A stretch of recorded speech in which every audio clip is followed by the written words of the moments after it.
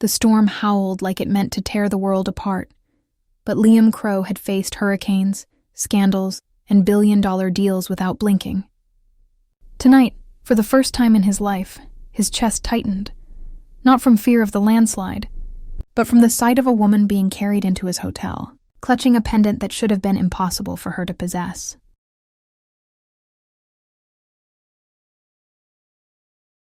The grand opening had been proceeding exactly as planned until nature decided otherwise.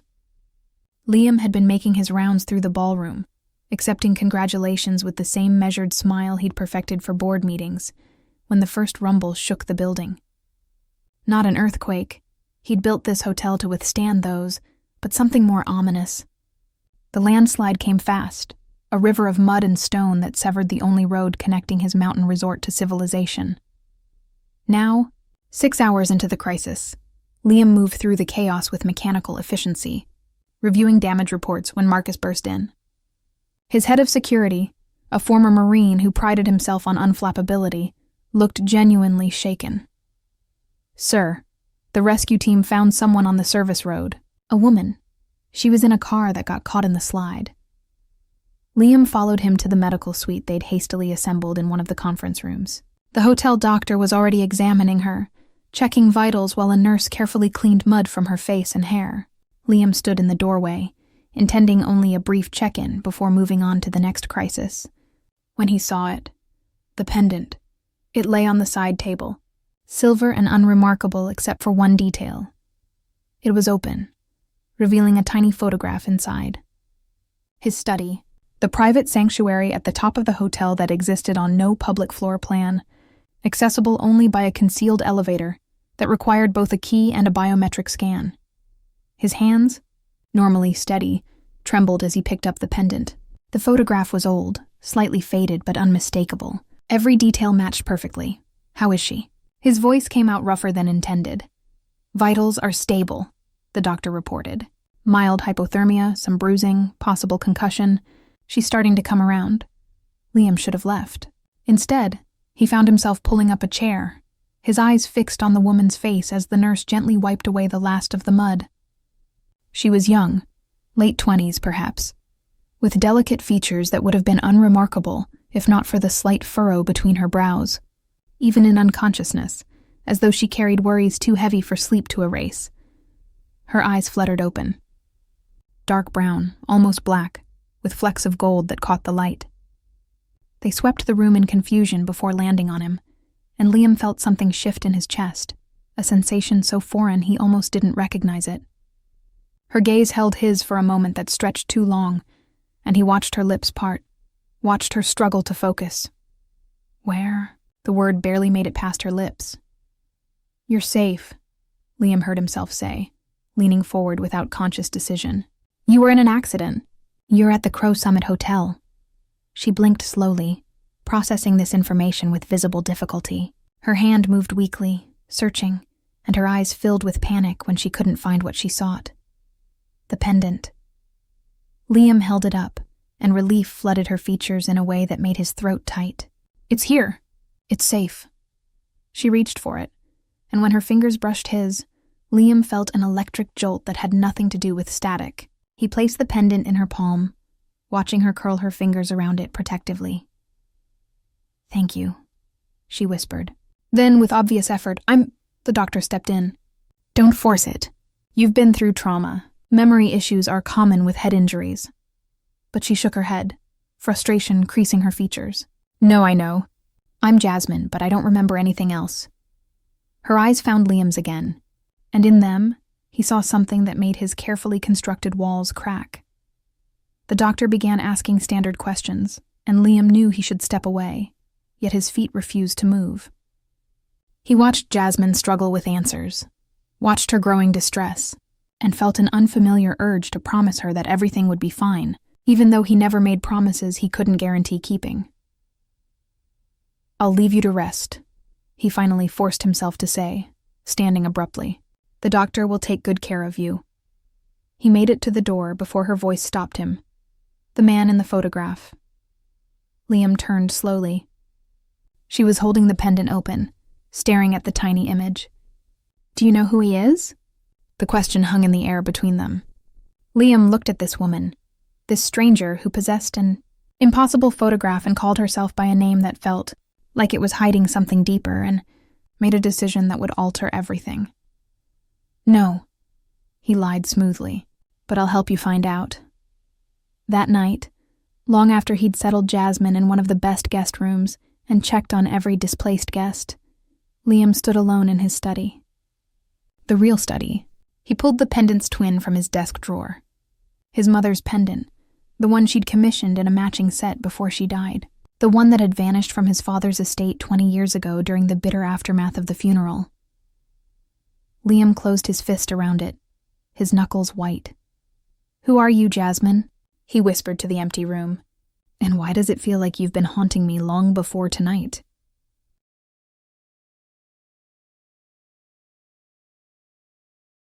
Morning arrived with the storm still raging. The road would remain impassable for at least 3 more days, possibly longer. No one was leaving, including the mystery woman sleeping in room 412. He'd barely slept. Every time he closed his eyes, he saw that pendant, saw her face, felt the unsettling weight of questions he couldn't answer. Liam prided himself on reading people. It was a survival skill he'd honed in boardrooms where fortunes changed on the strength of a handshake, where a moment's hesitation could signal weakness or opportunity. He could spot a liar at 50 paces, could calculate the angles in someone's smile the way others calculated stock portfolios. But Jasmine, if that was even her real name, remained an equation he couldn't solve. The rational response would be to maintain distance, to let his staff handle her care. Instead, he found himself reviewing her medical chart, standing outside her door at 9 in the morning with a tray of food he'd prepared himself because the kitchen staff was overwhelmed and he'd needed something to do with his hands. He knocked, waited. When her voice called out permission to enter, he pushed open the door and found her standing by the window, wrapped in the hotel robe that was far too large for her frame. She'd showered, he noted. Her hair was damp, falling in dark waves past her shoulders, and she'd rolled the robe sleeves up multiple times to free her hands. Mr. Crow. She turned. And again, that strange sensation in his chest, like missing a step in the dark. "They told me you were the owner. I should apologize for the trouble." "You were in a landslide," Liam said, setting the tray on the table with more force than necessary. "Not exactly something requiring an apology." Still, she moved toward the table, and he caught the scent of his hotel's signature soap, something that had never affected him before but now seemed to fill his entire awareness. "I'm disrupting your grand opening. The mountain did that. You're just along for the ride." He gestured to the tray. "French toast, fresh fruit, coffee. The doctor wants you to eat." She sat, but her attention stayed on him rather than the food. Those dark eyes seemed to look past his carefully maintained expression, and Liam felt exposed in a way that should have made him uncomfortable, but instead made him want to step closer. "How's the head?" he asked. "Foggy." She picked up a fork, then set it down again. "I remember my name. At least I'm almost certain it's my name. I remember impressions. Like knowing I should prefer tea to coffee but not knowing why. Knowing I'm terrified of heights, but not remembering any specific moment that caused it. The doctor thinks it's temporary. What if it's not?" The vulnerability in her voice did something to him, cracked another piece of the armor he'd spent years building. What if I never remember? What if I'm someone terrible and I just don't know it yet? Liam pulled out the other chair and sat, a decision he immediately questioned. He should have been anywhere else. The hotel had over 200 stranded guests requiring his attention. Instead, he was here, watching this woman struggle with an identity crisis he might have answers to if he chose to reveal them. "You're not terrible," he said. "How could you possibly know that? Because terrible people don't clutch pendants like lifelines. Because terrible people don't look at strangers with that particular mixture of hope and fear. Because when you opened your eyes yesterday, the first thing you did was thank me, not demand things from me." He didn't say any of that. Instead, call it instinct.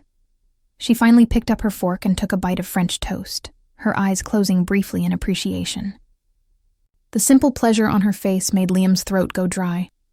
He found himself cataloging details against his will. The way she tucked hair behind her ear, the slight tremor in her hands that she was trying to hide. the bruise on her temple that made him want to find the storm itself and fight it. This was absurd. He didn't get attached, not to business partners, not to the few women he'd dated with careful emotional distance, certainly not to strangers who appeared in disasters clutching impossible photographs. "The pendant," he said, needing to redirect his thoughts. "May I see it again?" Jasmine hesitated, then pulled it from her robe pocket. She clearly hadn't let it out of her sight. When she handed it over, their fingers brushed again, and Liam felt that same electric jolt, stronger this time. He forced himself to focus on the photograph, studying it with feigned curiosity. "It's clearly taken inside a building," he said. "Expensive books, custom woodwork, possibly someone's private office or study. I thought maybe if I knew whose office it was, it might help me remember." She leaned forward, close enough that he could see the gold flecks in her eyes more clearly. "Have you seen anything like it in your hotel?" "Yes, it's mine. It's my private sanctuary, and I have no idea how you got a photograph of it or why you were carrying it when the storm took you. I'll have my staff investigate," he lied. "We'll figure this out." The conversation should have ended there. He should have stood, returned to his responsibilities, maintained the professional distance that had served him well for 15 years. Instead, he stayed. They talked about nothing important. The storm, the hotel's architecture, her foggy impressions of liking old movies and hating mornings. Small talk that shouldn't have mattered, but somehow felt like discovering continents. An hour passed before Marcus knocked, pulling Liam back to reality with updates that required immediate decisions. He stood reluctantly, and Jasmine stood too, wrapping the overlarge robe tighter around herself. "Thank you," she said softly. "For breakfast. For not making me feel like an inconvenience." "You're not." The words came out more intense than he'd intended, and he saw surprise flicker across her face. He cleared his throat. "Rest. Doctor's orders." He made it halfway down the hallway before stopping, leaning against the wall, his heart racing in a way that had nothing to do with the crisis management awaiting him. This wasn't concern. This wasn't mere curiosity about her connection to his past. This was something he couldn't control, something that was threading through his carefully ordered world like a crack through glass. Liam closed his eyes, his hands forming fists at his sides. But all he could see was Jasmine's face. All he could feel was the phantom warmth of her fingers brushing his. All he could hear was her voice asking if she might be someone terrible. "This is a problem," he whispered to the empty hallway, knowing with absolute certainty that it was already too late to solve it.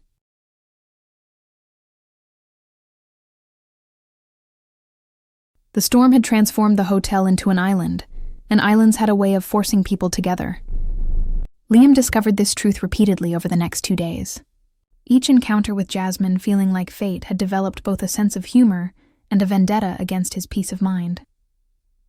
The first incident occurred on the second morning.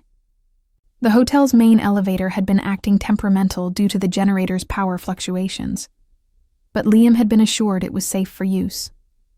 He'd stepped inside on the 4th floor, intending to descend to the lobby, his mind occupied with supply chain logistics. The doors had nearly closed when a hand shot through, triggering the sensors. Jasmine stumbled in, slightly breathless, wearing jeans and a borrowed sweater that hung off one shoulder, in a way that made Liam's carefully planned thoughts scatter like leaves in wind. "Sorry." She pressed herself against the opposite wall, as if trying to take up as little space as possible. "I thought I'd missed it." "No problem." He jabbed the lobby button harder than necessary, willing the elevator to move. The space felt impossibly small. He could smell that soap again, mixed with something else. Maybe the hotel's lavender sachets from the housekeeping cart. Maybe just her. His skin felt too tight. The elevator descended 1 floor and stopped. They waited. The doors didn't open. The control panel flickered once, then went dark. "Oh no." Jasmine's voice went up half an octave. "Are we stuck?" Liam hit the emergency call button. "But the backup system will kick in momentarily." It didn't kick in momentarily. 5 minutes passed, then 10. The emergency lighting cast everything in a dim amber glow that was probably meant to be calming, but instead felt intimate in a way that made Liam's pulse pound in his temples. He'd loosened his tie without thinking, undone his top button, suddenly too warm in the confined space. "I hate small spaces," Jasmine admitted, her voice tight. She'd slid down to sit on the floor, knees pulled to her chest. "I don't remember why, but I hate them." Liam had been standing rigid in the corner, trying to maintain professional distance in a 6x6 box, but something in her voice made him sink down to the floor as well, leaving a careful space between them. "Tell me something you do remember," he said, grasping for distraction for both of them. "What?" "You said you remember impressions. Tell me one." She was quiet for a moment, and in the dim light he could see her working to control her breathing. I think I used to dance. Ballet, maybe. My body remembers positions my mind doesn't. Show me." "What?" She turned her head, and their faces were suddenly closer than he'd realized. Close enough that he could see the tiny scar above her eyebrow. Close enough to count individual lashes. "Show me a position, something your body remembers." It was absurd. They were trapped in an elevator during an emergency. But Jasmine's breathing had started to hitch toward panic, and Liam found himself willing to do anything, say anything, to erase that fear from her eyes. She stood carefully, having kicked off her borrowed shoes, and he watched her bare feet with fascination, her arms lifted with a grace that seemed muscle deep, autonomous, more real than memory. She held it for a moment, then laughed, a surprised, delighted sound. "I did dance. My body knows it even if my mind doesn't." Liam stood too, brushing off his suit pants. "See, you're not terrible." Terrible people don't usually have ballet training. That's a very specific moral framework. I stand by it. The tension had shifted, become something else entirely. They were standing too close again, and Liam could see the flutter of her pulse at her throat, could feel the heat radiating from her skin despite the cool emergency lighting. His hands ached to reach out, to promise her safety, to pull her close enough to feel her heartbeat against his chest. Instead, he shoved them in his pockets and moved back to his corner. The elevator jerked, the lights flickered back on, and they descended smoothly to the lobby as if nothing had happened. But something had happened. Something fundamental had shifted in the space between them. And as Jasmine hurried out with a breathless goodbye, Liam stood frozen, watching her disappear into the crowd of guests. His heart was racing. His hands were shaking, and he couldn't remember the last time he'd wanted something as badly as he wanted to follow her.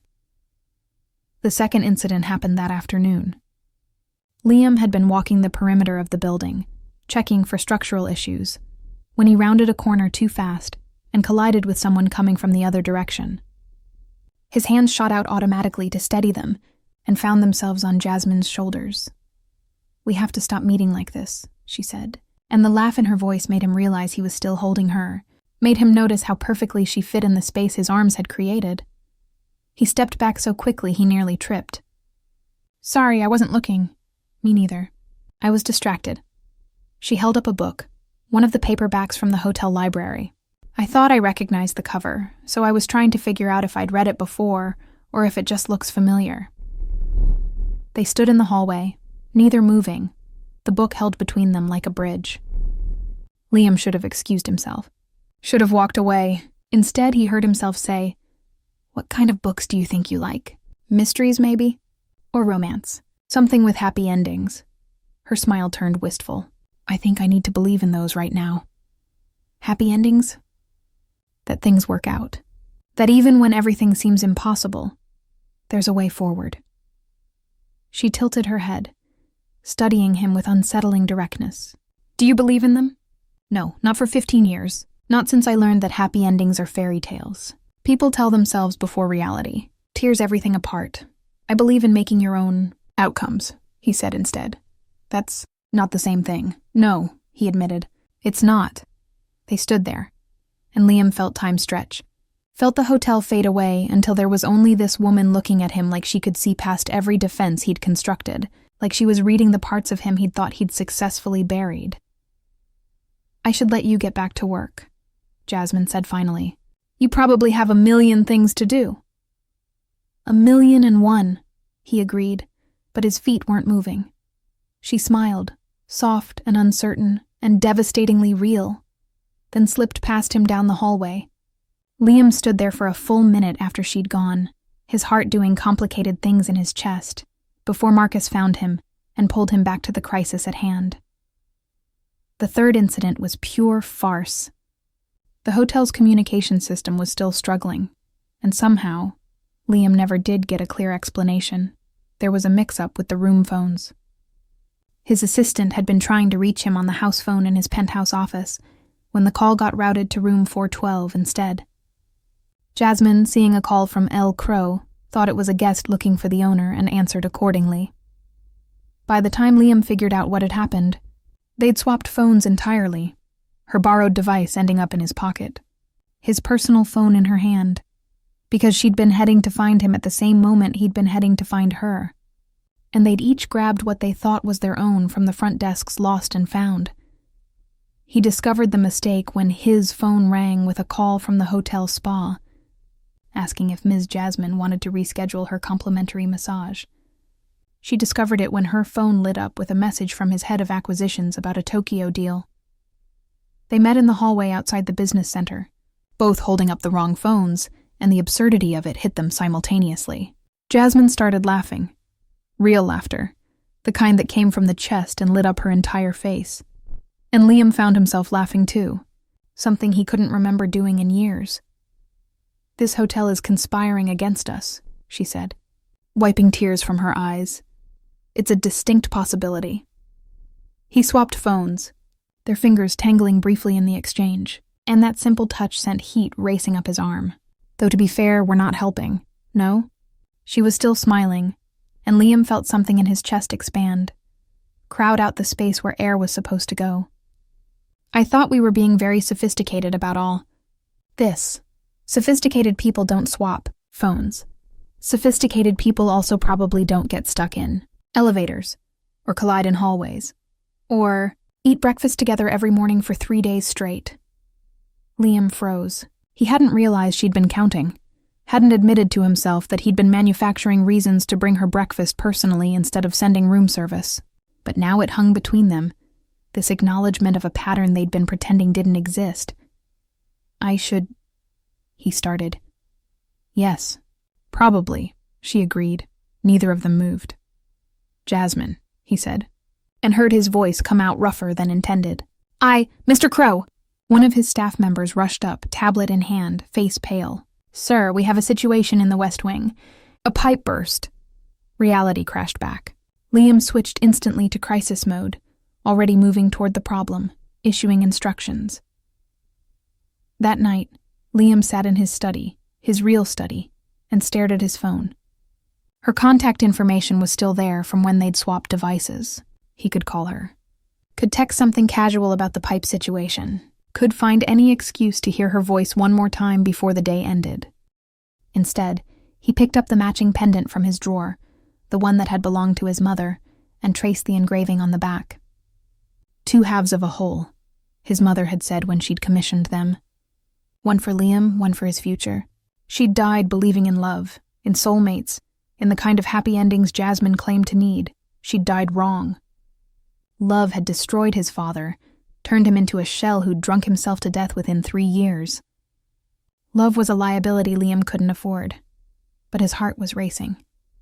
His hands wouldn't stop shaking, and sleep, when it finally came in the early morning hours, was full of dark eyes and uncertain smiles, and the phantom warmth of brief touches that shouldn't have mattered, but felt like they were rewriting his entire world.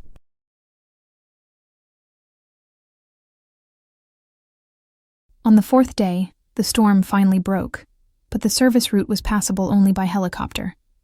They'd have guests here for at least another week. He should have been focused on logistics. Instead, his mind kept circling back to the photograph in Jasmine's pendant, to the questions he'd been avoiding because asking them meant facing answers he wasn't ready to hear. Last night, unable to sleep, he'd finally broken into his father's sealed files, the boxes he'd inherited but never opened, too painful to examine. 3 hours of searching through papers yellowed with age had yielded the truth he'd half suspected.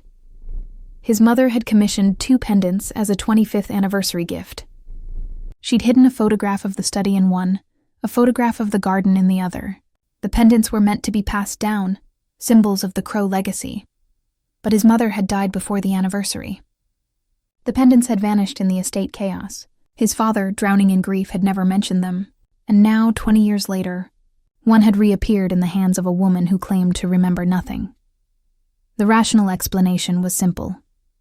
Jasmine was somehow connected to whoever had taken the pendants.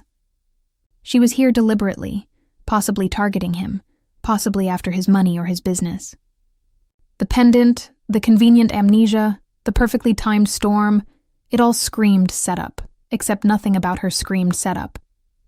The way she moved through the hotel like she was trying to make herself smaller, the genuine confusion in her eyes when she looked at the pendant, the terror he'd seen in the elevator. All of it felt real in a way Liam's finely tuned instincts recognized. A knock interrupted his spiral. Marcus entered, tablet in hand. "Morning update, sir. Helicopter will be here this afternoon for emergency supplies. Also, about the woman in 412. What about her?" Liam's voice came out sharper than intended. "I ran the pendant through our databases like you asked. The design matches a commission from Cartier 20 years ago, ordered by Eleanor Crowe." Marcus paused. "Your mother." "I know. Sir, if this woman is connected to whoever stole those pendants, she's not stealing anything. She's barely leaving her room except to wander the library. With respect, sir, you don't know that. You don't know anything about her. She could be—" "Thank you, Marcus." Liam's tone made it clear the conversation was over. "That will be all." After Marcus left, Liam stood alone in his office, his reflection sharp in the window glass. He looked like his father, everyone said. Same dark hair, same sharp features, same ability to maintain perfect composure under pressure. But his father had fallen apart after losing love, had let emotion destroy him. Liam had sworn he'd never make that mistake. So why was he protecting a stranger? He found Jasmine in the library that afternoon, curled in one of the wing chairs with the pendant clutched in her hand. She didn't hear him approach, and for a moment, he simply watched her. This woman who'd somehow managed to dismantle 15 years of careful emotional distance in 4 days. "Jasmine." She startled, then smiled. That uncertain smile that made his chest tight. "Hi, I was just thinking." He pulled up a chair facing hers. "About?" "The pendant. I feel like I should remember more about it, but I don't. It's like looking at something through fog." She turned it over in her hands. "Do you think I stole it?" The question landed like a punch. "Why would you think that?" "Because I don't know who I am. Because I have this valuable thing and no explanation for it. Because—" She looked up, and her eyes were bright with unshed tears. "What if I'm a bad person? What if amnesia is a gift because remembering would be worse?" Liam leaned forward without thinking, his elbows on his knees, his hands inches from hers. Every instinct he'd developed screamed at him to maintain distance, to protect himself. But looking at her anguish, feeling it resonate in his own chest, distance felt impossible. "You're not a bad person. You keep saying that, but you don't know. I know enough." The words came out fierce, certain. "I know you apologized to the housekeeping staff. I know you tried to help in the kitchen yesterday, even though you clearly have no idea how to cook. I know you leave books in the library exactly where you found them because you said it felt wrong to disorganize someone's system. Bad people don't do those things. Those are just— No!" He cut her off, and suddenly his hand was covering hers, the pendant pressed between their palms. "Those are the things that matter. Not what you can't remember, what you choose to do now." The touch was electric. He felt it race through his entire body, felt his heart stutter and restart with a rhythm that seemed to match hers. She was staring at their joined hands, her lips parted, her breathing shallow. "Liam," she whispered, and hearing his name in her voice felt like falling. He should move his hand, should stand up, should walk away before he said something catastrophic. Instead, he heard himself continue. "The pendant belonged to my mother." Jasmine's eyes went wide. "What?" She had two made. "Special commission. This is one of them." He turned the pendant over, showing her the tiny engraving on the back, an E for Eleanor. "The photograph is of my private study. My mother took it before she died. But how did I—" Understanding dawned on her face, followed quickly by horror. "You think I stole it? That's why you've been watching me.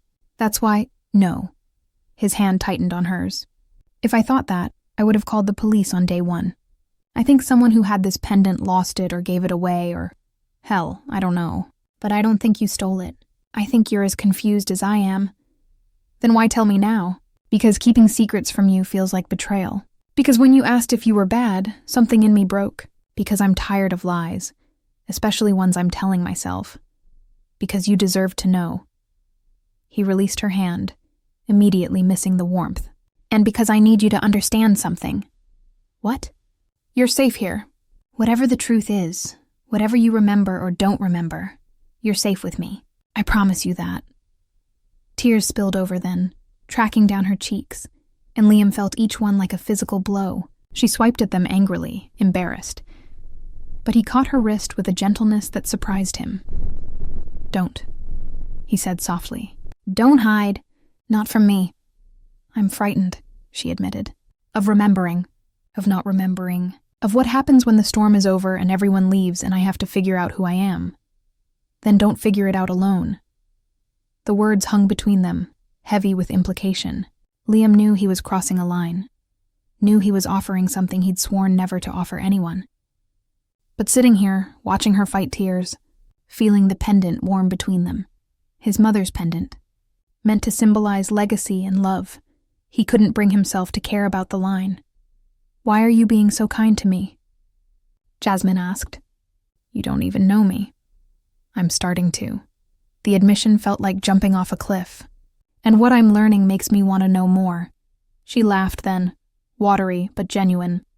I don't think you should. I might be someone completely disappointing. I'll take that risk. They sat in silence, the library quiet around them, the pendant still resting in Jasmine's palm. Outside, the first helicopter was landing, bringing supplies and taking away guests who needed immediate evacuation. The hotel was slowly reconnecting with the world. Soon answers would come. Her identity would be revealed. The bubble they'd been existing in would burst. Liam looked at her and felt his carefully controlled world shifting on its axis. This wasn't just attraction anymore. This wasn't just curiosity or responsibility or any of the safe labels he'd been trying to apply. This was the kind of feeling that had destroyed his father. The kind he'd spent 15 years avoiding. The kind that was already threading through his chest like a vine. Beautiful and dangerous and impossible to uproot. Love. Liam? Jasmine's voice pulled him back. Are you okay? Yes, he lied, standing abruptly. I should check on the helicopter situation. He left the library walking steadily, normally, as though nothing fundamental had changed. But his hands were shaking. His heart was racing, and he knew with absolute certainty that he was already ruined.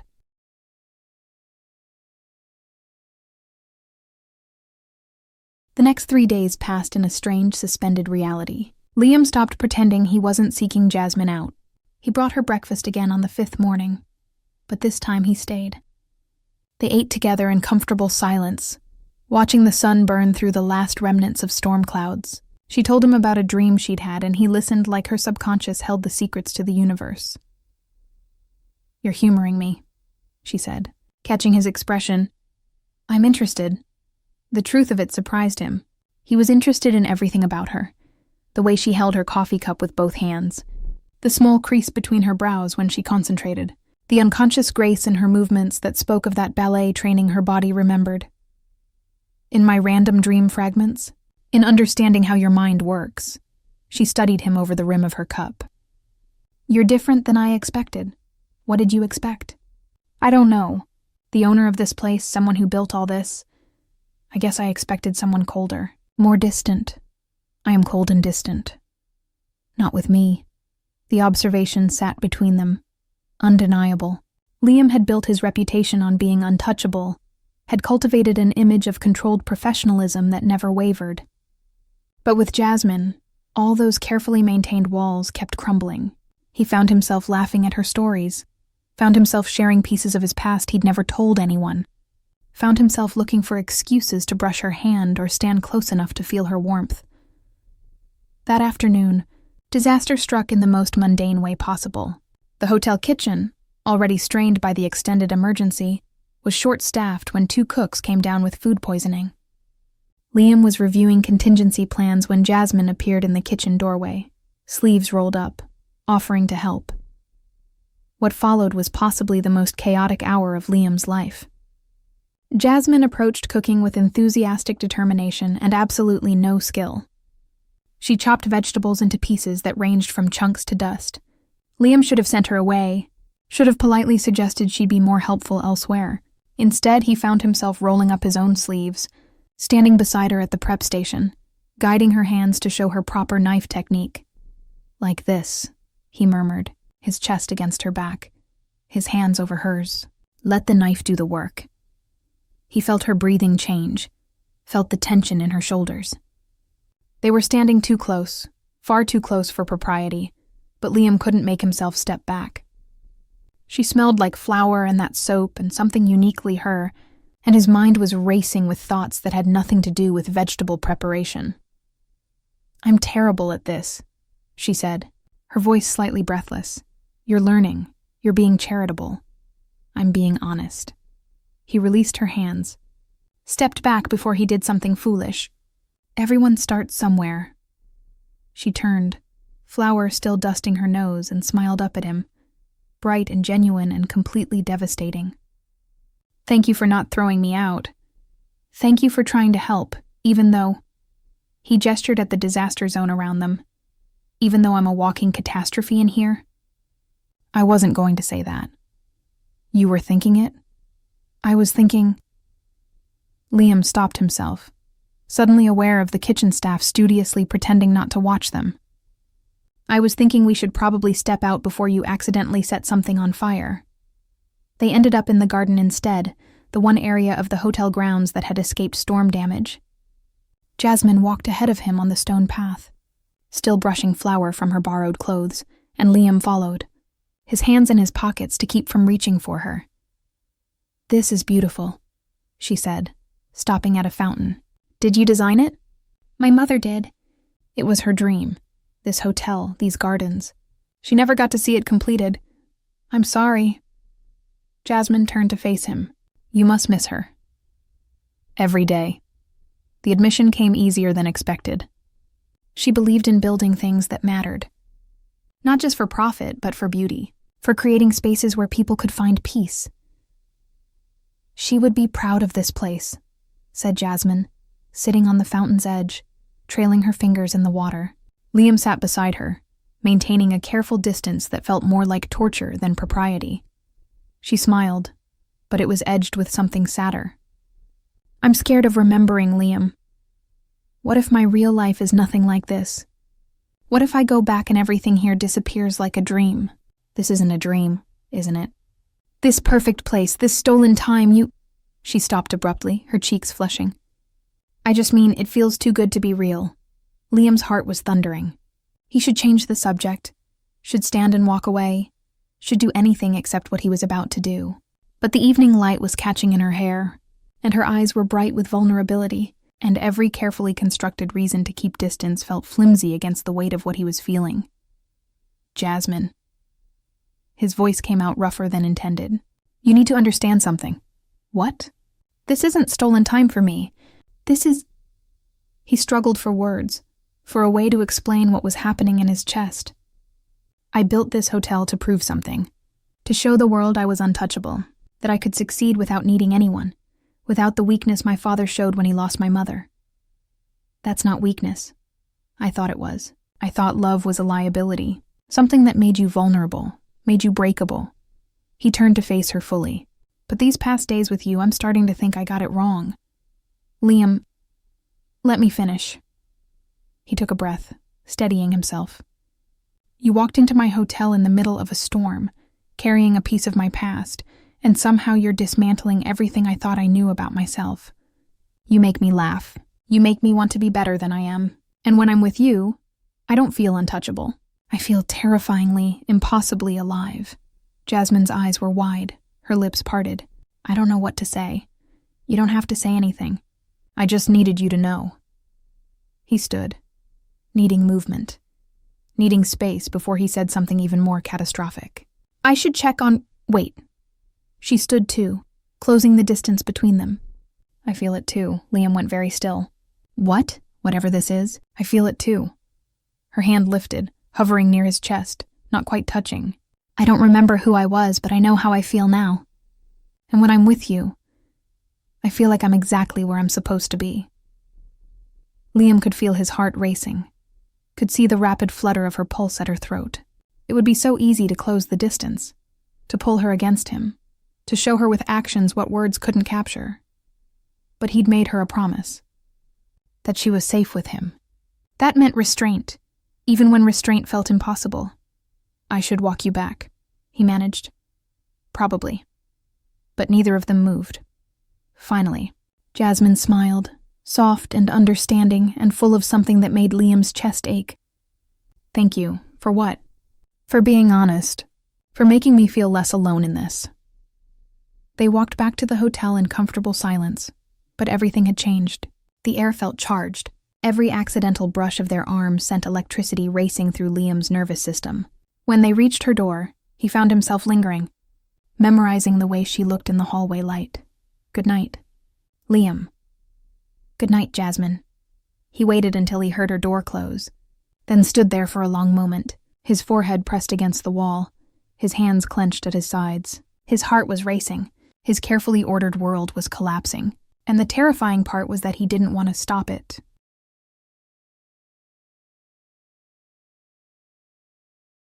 The morning of the 6th day arrived with news.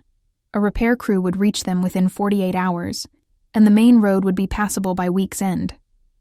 Liam received this information standing in the operations center, and his first thought was of Jasmine, of how little time they had left in this suspended reality. His second thought was that he was absolutely losing his mind. He found her in the hallway outside her room, wearing borrowed pajamas, soft flannel things decorated with small clouds, and looking thoroughly embarrassed. Before he could say anything, she held up a hand, her expression pleading with him not to ask about her predicament. She explained how she'd locked herself out while checking for fresh towels, the door swinging shut with her keycard trapped inside, leaving her stranded in the hallway looking completely unpresentable at 9 a.m. Liam found himself fighting a smile. She looked adorable, hair mussed, cheeks pink with mortification, padding around in bare feet. He assured her he'd call for a new keycard, and she immediately requested they pretend this incident had never occurred. He informed her with barely concealed amusement that this was absolutely getting added to the permanent record, which earned him a groan, though he caught the hint of a smile on her face. She accused him of enjoying her embarrassment, which he admitted to without hesitation. While they waited for security, Jasmine leaned against the wall, trying unsuccessfully to look dignified in her cloud pajamas. Liam stood nearby, supposedly checking his phone but actually watching her out of the corner of his eye. Every small detail seemed magnified. The way she shifted her weight, the self-conscious gesture of smoothing her hair, the smile she was trying to suppress. Without opening her eyes, she told him to stop looking at her the way he was, like he was memorizing her. He was doing exactly that, but admitting it felt too revealing. So instead he remarked that the pajamas were very memorable. She declared she was never leaving her room again, which he pointed out seemed impractical. She insisted she'd have food delivered and become a hermit, which would be perfectly fine. The security guard arrived with a new keycard, maintaining impressive professionalism despite Jasmine's outfit. After he left, she turned to Liam with exaggerated seriousness, threatening to tell everyone his secret if he breathed a word of this to anyone. When he asked what secret she meant, she declared she'd reveal that he was actually nice, which would ruin his whole intimidating businessman image. He informed her that was a terrible threat, to which she replied it was all she had at the moment, and he should work with her. Liam laughed, genuine, surprised laughter that seemed to startle them both. He promised her secret was safe, that the pajamas would stay between them. Later that afternoon, disaster struck in the wine cellar. The sommelier came running, pale and stammering about the woman from 412 taking the priceless 1947 Chateau d'Yquem. Liam's heart stopped. He was moving before the man finished speaking, racing to the kitchen faster than he'd moved during the landslide itself. He found Jasmine, cheerfully pouring $5,000 worth of dessert wine into a pan. The scene unfolded in agonizing slow motion, her pleased smile as she turned, wooden spoon in hand, explaining she was helping with the sauce, his sharp command, her confusion bleeding into realization, bleeding into absolute horror when she understood what she'd done. But instead of anger, Liam felt something crack open in his chest. This woman, trying so desperately to be useful, accidentally destroying everything she touched, and all he felt was affection so overwhelming it nearly staggered him. He banned her from the kitchen and wine cellar, then told her she could keep him company instead. When she protested that wasn't a job, he insisted it was because he said so. She accused him of abusing power. He admitted it. Despite her embarrassment, she smiled. By dinner, the incident had become hotel legend. But when Jasmine entered the dining room nervous and uncertain, the chef simply handed her ordinary wine with gentle instruction.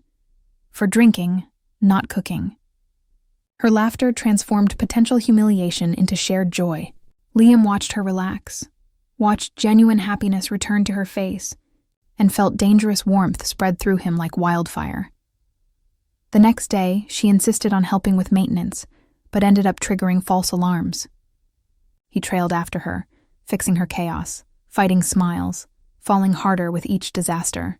After the fire alarm, she looked dejected. He told her she made things interesting. She looked at him then, really looked at him, and his pulse went wild. They stood close enough that he could see flour tangled in her hair, close enough to smell that scent driving him mad. She observed softly how patient he was with her, and he told her she was worth it. Her eyes went wide, lips parting. He'd crossed another line, revealed too much. He couldn't take it back. She whispered his name, and it felt like absolution, like falling. His phone rang, shattering the moment. Marcus needed him.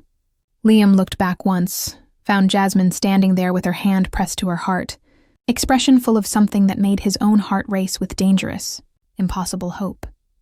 That evening, he found her asleep on a couch in the library, curled up with a book sliding from her fingers. She'd been trying to stay awake, he knew, trying to spend every possible moment of their remaining time conscious and present. But exhaustion had won. Liam stood watching her for longer than he should have. Her face was peaceful in sleep, the worried crease gone from her brow. She looked younger, more vulnerable, and he felt a fierce wave of protectiveness that should have terrified him. Instead, he found himself pulling off his suit jacket and draping it carefully over her shoulders. She stirred slightly, murmuring something unintelligible, and Liam froze. But she didn't wake, just pulled his jacket tighter and settled deeper into sleep. He should have left. Should have gone to his study and caught up on the work he'd been neglecting. Instead, he sank into the opposite chair and simply watched her, letting himself have this moment of unguarded honesty. "I don't want the storm to end," he admitted silently. "Because when it does, this ends too. The real world comes back. She remembers who she is, and whatever this is between us becomes impossible." Time was running out, and all Liam could do was sit in the dim library light, watching Jasmine sleep under his jacket, and wonder how someone he'd known for less than a week had become the center of his entire world.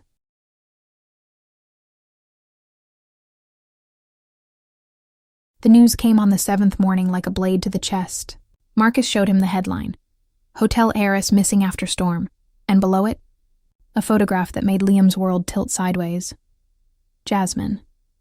Except the article called her Jade Montgomery, sole heir to the rival empire that had spent 5 years trying to destroy everything he'd built.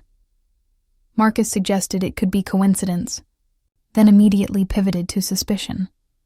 A Montgomery appearing at his hotel before the grand opening, conveniently unable to remember anything, possibly gathering intelligence. He pressed Liam for proof she wasn't playing him, but Liam had seen her laugh, had watched her struggle with genuine confusion and fear, had seen something in her eyes too real to fake. He gave Marcus an order that came out sharp and absolute. "Don't contact the family. Not yet." After Marcus left, Liam sat alone in the operations center, his head in his hands. Jade Montgomery, the name fit her better than Jasmine had, and that realization stung more than it should have. She was his rival's daughter, possibly his enemy, definitely someone whose interests were diametrically opposed to his own. Every moment they'd shared suddenly looked different through this lens. The pendant. Had she been investigating his family? The questions about the hotel. Had she been analyzing his security, his operations? The sweet vulnerability, the awkward disasters. Had it all been an elaborate performance? But Liam had survived in a cutthroat business world by trusting his instincts. And every instinct he had screamed that what he'd seen in Jade was real. He looked at the article again, reading deeper. The Montgomery family was offering a substantial reward for information. They were worried, the statement said. Jade had been acting strange before she disappeared, had been questioning the family business, had been in the area against her father's explicit orders. Against her father's orders. Liam stood abruptly, pacing the small office. What if the amnesia was real? What if Jade had been running from something? What if showing up at his hotel in a storm hadn't been sabotage but escape? He needed to talk to her. Needed to see her face when he said the name. Needed to know if she'd been lying to him, or if she truly didn't remember the war between their families. Liam found her in the garden, her smile so genuine it made his certainty waver. But he sat with distance between them. She noticed immediately. He showed her the news article. Her hands trembled taking his phone. He watched confusion shift to recognition, to shock. That was her, she whispered, but the name was wrong. Jade Montgomery, not Jasmine. Why did it feel familiar? He told her the truth. Her denial came weak. She couldn't be a Montgomery.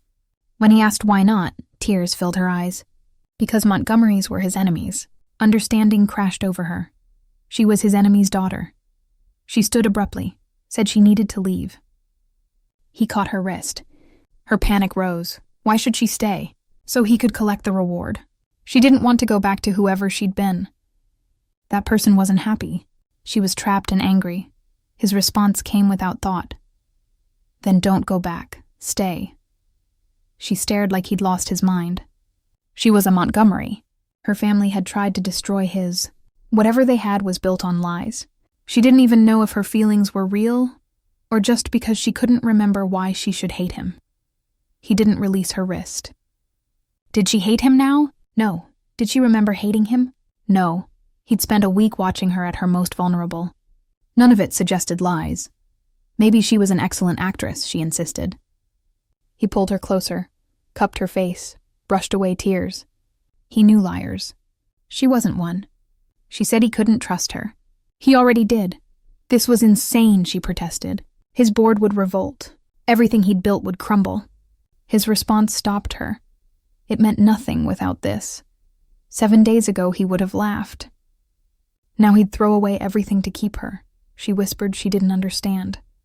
Neither did he, but he knew what he felt. She wasn't her family's pawn. She was just Jade, and that was enough. They stood like that, her tears wetting his hand, her eyes searching. He let her see everything.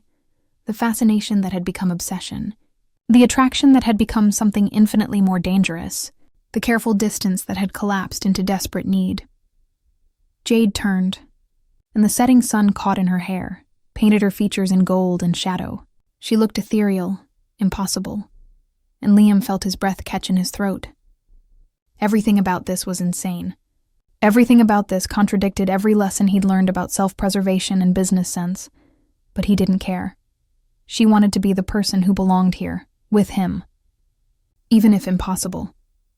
Relief and something deeper flooded through him. Then stay, answered Liam. Okay, she said, and smiled through her tears. That night, alone in his study, Liam called his legal team. The Montgomery family would come for their daughter. He would refuse to let her go. When asked why, he looked at his mother's pendant, symbol of love she'd believed in until death. Some things mattered more than business. He was finally understanding. He whispered to the empty room, knowing somehow she'd hear. He'd protect her. Even from herself, even from the world, even if it cost everything.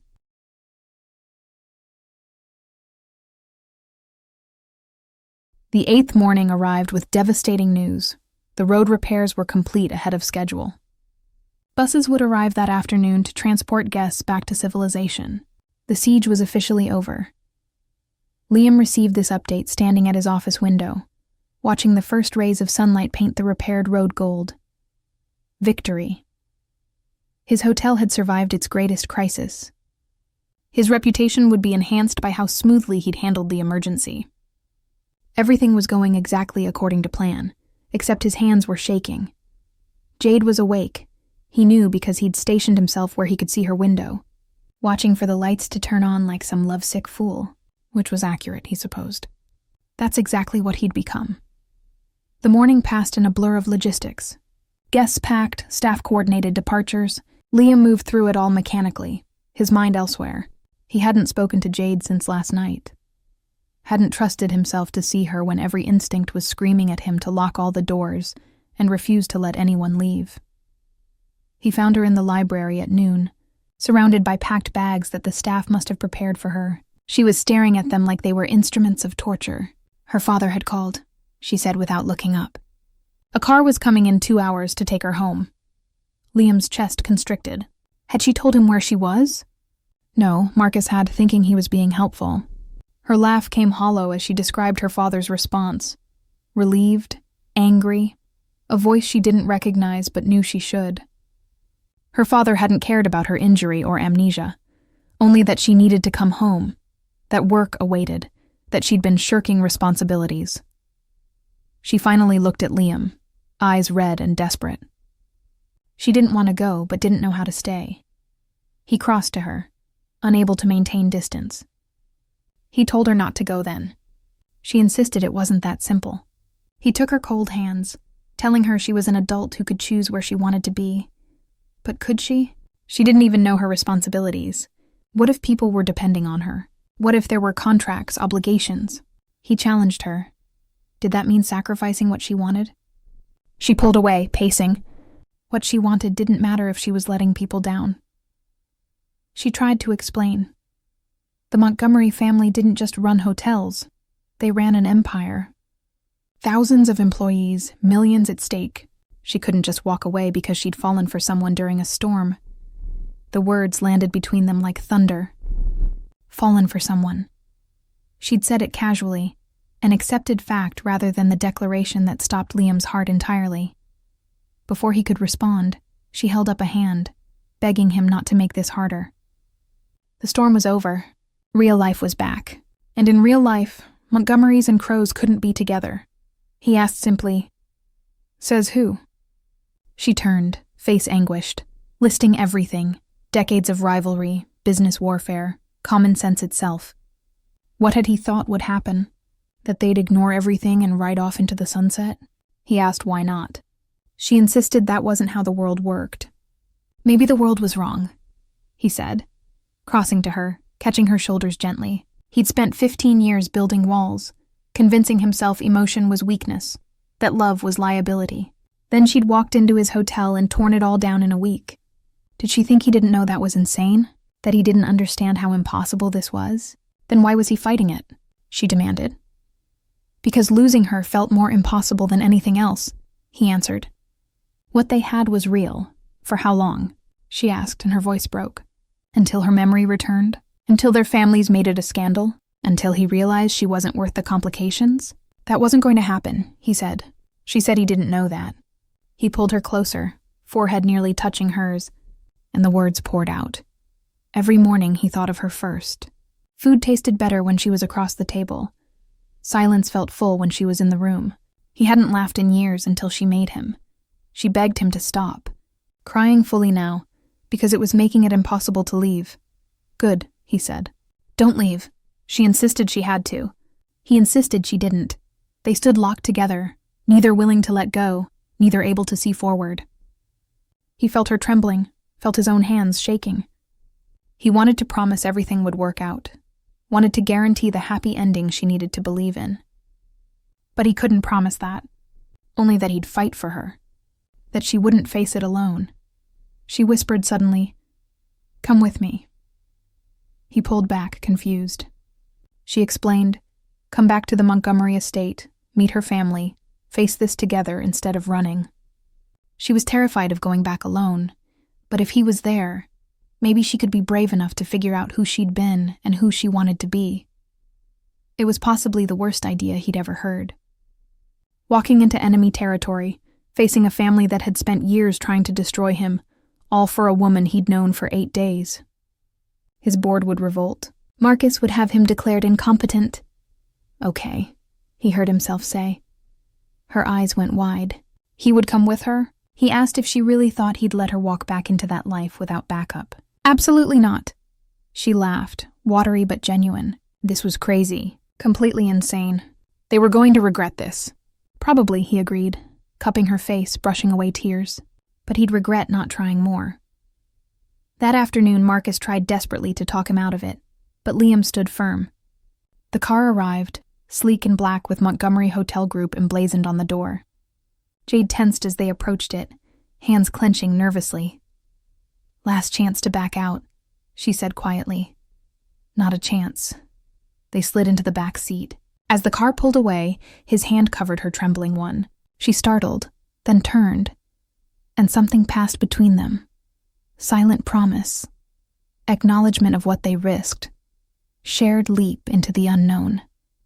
Thank you, she whispered. For what? For being crazy enough to do this, she answered. Thank you for being worth being crazy for, he replied. She laughed, squeezing his hand, and his heart steadied. Whatever awaited at the Montgomery estate, angry family, hostile revelations, they'd face it together. That was the only guarantee he could make. Somehow it felt like enough.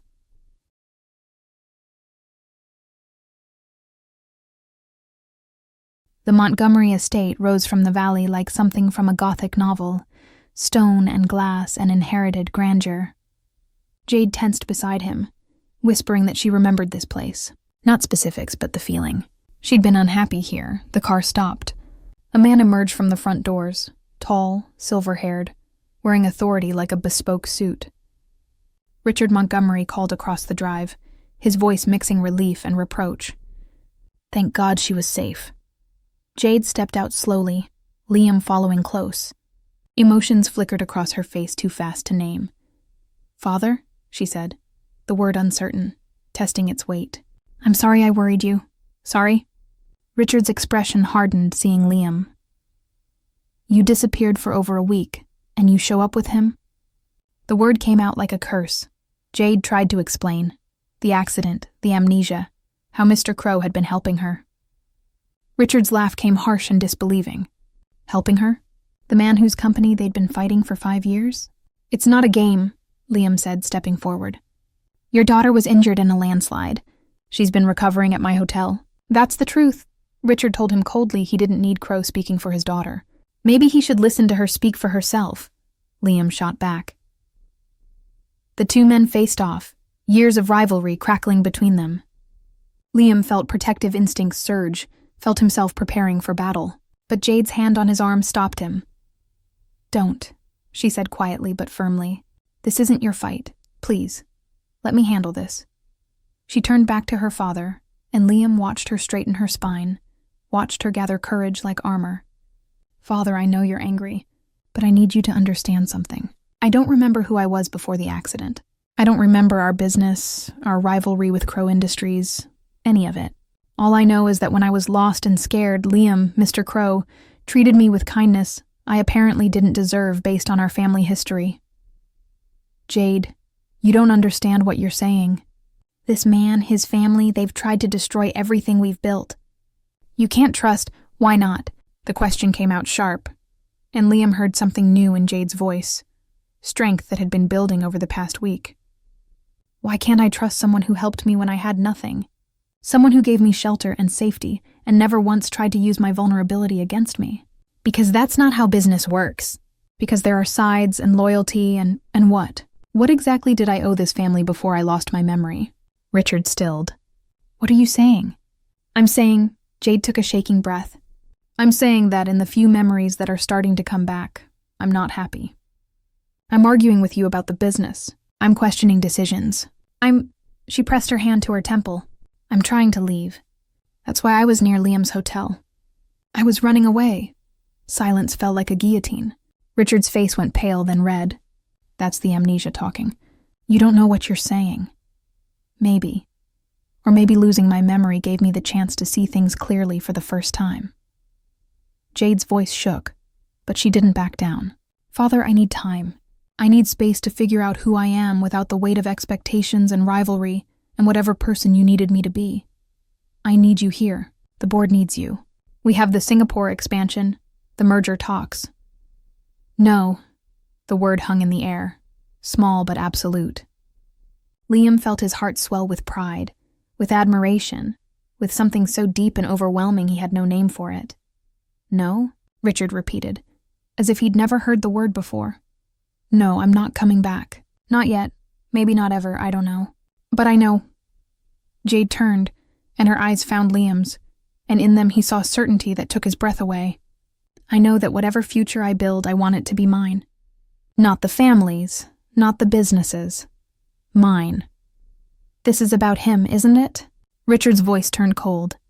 You've known Crow for what, a week? And you're throwing away your entire life, your responsibilities. I'm not throwing anything away. I'm finally choosing something for myself. Jade moved back to Liam's side, and he felt her hand slip into his, felt the trembling strength in her grip. And yes, it's about him. He makes me feel safe. He makes me feel seen. He makes me feel like I matter as a person, not just as a Montgomery or an heiress or a business asset. Liam's throat went tight. He wanted to speak, to tell her that she mattered more than anything, that she'd become the axis his entire world turned on. But this was her moment, her declaration, and he wouldn't take it from her. Richard looked between them, his expression cycling through anger, disbelief, and finally, something that might have been resignation. You're making a mistake. Maybe, but it's my mistake to make. The board won't accept this. Your mother isn't here. Jade's voice cracked, the first sign of the emotion she'd been holding back. And I can't live my life trying to be what everyone else needs. Not anymore. Richard studied his daughter for a long moment, and Liam saw something shift in the older man's face, a glimpse of the father beneath the businessman. You've changed. I don't know if I've changed or if I've finally become myself. But either way, Jade squeezed Liam's hand. Either way, this is who I choose to be. More silence. Then Richard sighed, suddenly looking older, more tired. Where will you go? Jade looked at Liam, uncertainty flickering across her features. It was the first time all day she'd looked unsure, and Liam felt his protective instincts surge again. But before he could speak, she turned back to her father. I don't know yet, but I'll figure it out. And I'll stay in touch, I promise. Just give me time, Richard nodded slowly. I can't promise the board will understand, or that your return will be simple when, if you're ready. I know. But you're an adult. You're right about that. I can't force you to stay. He looked at Liam then, and his gaze was sharp, assessing. Take care of her, Crow. If you hurt her, I won't. The promise came out fierce, absolute. I swear to you, I won't. Richard held his gaze for another moment, then nodded curtly. Then go, before I change my mind. They didn't need to be told twice. Jade moved toward the car, but stopped halfway, turning back to her father. For a moment, Liam thought she might run to him, might collapse back into the safety of family and familiar expectations. Instead, she simply said, Thank you, Father, for letting me go. Richard's expression cracked just slightly. You're still my daughter. Nothing changes that. I know. They drove away from the Montgomery estate in silence, neither speaking until the grand house disappeared behind a curve in the road. Then Jade let out a breath that sounded like it had been trapped in her lungs for years. I can't believe I just did that. You were incredible. Liam's voice came out rougher than intended, thick with emotion he was struggling to contain. Jade, you were terrified. I was terrified. But you did it anyway, she laughed, the sound edged with hysteria. Where are we going? I just walked away from my entire life, and I don't even have a plan. We'll figure it out. That's not a plan. No, Liam agreed, pulling out his phone. But I know someone who owes me a favor. He has a cottage on the coast, private, peaceful. We can stay there while you decide what comes next. Liam looked at her, really looked at her, and felt everything he'd been holding back for 8 days rise up like a tide. You think I'm leaving you now? After that, Jade, He stopped, the words catching in his throat, because saying them felt like crossing a line he could never uncross. Felt like admitting to a vulnerability he'd spent 15 years denying existed. But Jade was looking at him with those dark eyes. And he could see his own feelings reflected back. The fear, the hope, the desperate certainty that this mattered more than anything else ever had. I love you, he said. And the words came out simple, clean, absolutely true. I know it's insane. I know it's too fast. But I've spent every day since you walked into my hotel falling deeper. And I don't want to stop. I don't want to be careful or reasonable or any of the things I've been for 15 years. I just want you. Tears spilled down Jade's cheeks. Say it again. I love you, Jade Montgomery. I love your disasters in my kitchen. I love your determination to help even when you're making things worse. I love your strength and your vulnerability and the way you make me feel alive. His hands came up to frame her face, his thumbs brushing away tears. I love that you're brave enough to walk away from everything to choose yourself. And I love that you're letting me be part of that choice. Liam. Her voice broke. I love you too. I don't remember if I've ever loved anyone before, but I know what I feel now. And it's so big and so terrifying and so right that I can't imagine feeling anything else. They sat in the back of the car, foreheads pressed together, hearts racing in synchronization. Liam felt something in his chest break open. All the careful control, all the protective distance, all the fear he'd wrapped around himself after watching his father destroy himself with grief. This was what his father had felt. This overwhelming, all-consuming certainty that this person mattered more than anything else. And maybe his father's mistake hadn't been loving too much. Maybe it had been believing that love made you weak instead of strong. Because Liam didn't feel weak. He felt invincible. What happens now? Jade whispered. Now we go to the cottage. We figure out who you want to be. We deal with whatever complications come from all this. He pulled back to look at her. And we do it together. Not because we have to, but because we choose to. That simple? That's simple. She laughed, shaking her head. You know our families are going to make this impossible. The business world is going to have a field day. We're going to face opposition and judgment, and... I know. Liam caught her hand, pulled it to his chest so she could feel his racing heart. And none of it matters. Because you make my world worth living, Jade. You make everything else seem small. Even your hotel. Even my hotel. Your empire. Means nothing if you're not part of it. More tears. But these were different. Not from fear or uncertainty, but from something deeper. Relief, maybe, or recognition. The sense of finding something you didn't know you'd been missing until it appeared. Take me to the cottage, Jade said softly. Show me what choosing feels like. Show me what forever could be. And Liam, who'd spent 15 years building walls and denying vulnerability, who'd sworn he'd never make his father's mistake of losing himself to love, finally understood. He didn't want to survive alone anymore. He wanted to live. With her. Creating the kind of happy ending his mother had believed in. Liam Crow, billionaire businessman, man who'd sworn never to be vulnerable, held Jade Montgomery's hand and felt for the first time in 15 years, completely whole. 6 months later, Liam stood in his mother's garden, watching the sunset paint the mountains gold. The hotel behind him hummed with life, guests checking in, staff preparing for the evening service, everything running exactly as it should. But he wasn't thinking about the hotel. He was thinking about the woman walking toward him.